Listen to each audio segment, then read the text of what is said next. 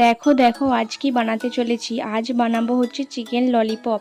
তার জন্য আমি চিকেন তো নিয়েই নিয়েছি। এটা ম্যারিনেট করার জন্য আমি ফার্স্ট লেবুর রস দিয়ে দিয়েছি, তারপর লবণ দিয়ে দিয়েছি, তারপর আমি ধনে জিরে গুঁড়ো আর কাশ্মীরি রেড চিলি পাউডার দিয়ে দিয়েছি, তারপর আমি টমেটো কেচাপ আর একটু সামান্য পরিমাণ গরম মশলা গুঁড়ো দিয়ে ভালো করে মাখিয়ে নিয়েছি। তারপর কর্নফ্লাওয়ার দিয়ে আর একটু তেল দিয়ে আমি ভালো করে মাখিয়ে 15 মিনিট রেখে দিয়েছি। তারপর আমি কাঠির মধ্যে চিকেনগুলোকে গোল গোল করে ললিপপের আকারের মতো করে নিয়েছি প্রত্যেকটা এইভাবে। তারপর আমি উনানের মধ্যে কড়া বসিয়ে তেল দিয়ে দিয়েছিলাম। তেলটা গরম হয়ে আসলে প্রত্যেকটা আমি ছেড়ে দেব।